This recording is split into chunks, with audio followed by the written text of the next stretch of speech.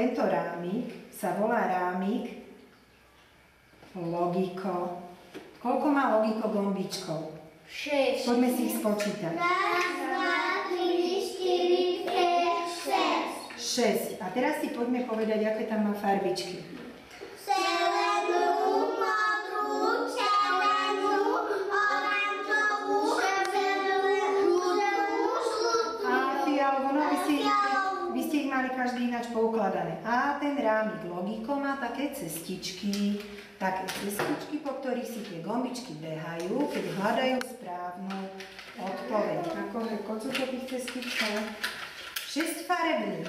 Logiko, to je múdre Logiko. Posúvam a premýšľam, som rád, že Logiko mám. Zavolám aj mamičku, ocka, babku, sestričku.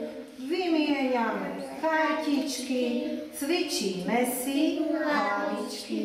Kamaráti Danka, Imo majú tiež Logiko primo. Z Logiko sa Nenudíme, zábavu si urobíme.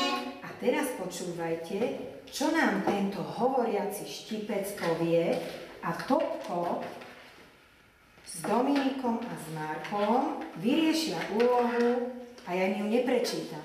Tento hovoriaci štipček im to povie. Musíme dobre počúvať. Takže Topko, dobre počúvaj. Pusti si a my budeme pozerať na neho, dobre? A chlapci mu budú pomáhať. Tento štipček ti povie, akú úlohu máš riešiť.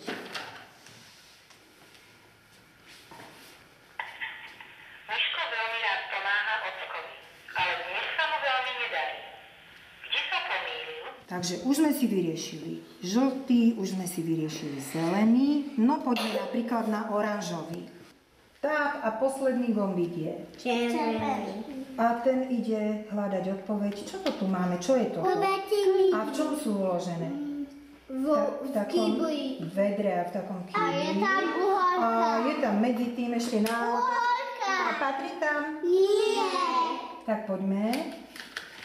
No počkaj. A teraz poprosíme Vikinku, aby vytiahla kartu a budeme si kontrolovať.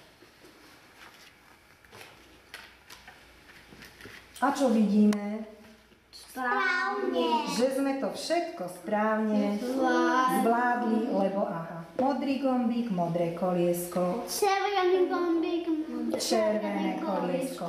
Vyriešili sme kartu Logiko primo, vyriešili sme ju správne. Zelený štipček nám porozprával, akú úlohu budeme riešiť. A teraz máme fialový štipec. Topko, môžeš ho pustiť a dobre počúvajte. Vyriešil si správne úlohu a teraz sa zahráme s bíboččielkou. Bíboččielka pocestuje od jedného gombička k druhému podľa toho, ako ich vidíš na rámiku. Takže, pocestuje podľa toho, ako ich vidíme, tie gombičky na rámku. A začiatok bude pri dievčatku, dobre? Pri dievčatku. Tak. Dáme na začiatok bíboččielku a ideme hľadať prvý gombík je akej farby? Modrý, tak sa pozrieme, začiatok je pri dievčatku, tak koľko krokov musí spraviť bíboččielka k modrému gombičku? 3. Tak skús naprogramovať. 1, 2, 3. A pusti.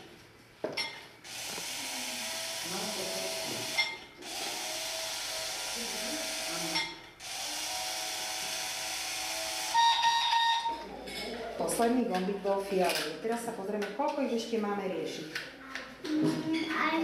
Už sme to všetko vyriešili a vyriešili sme to správne.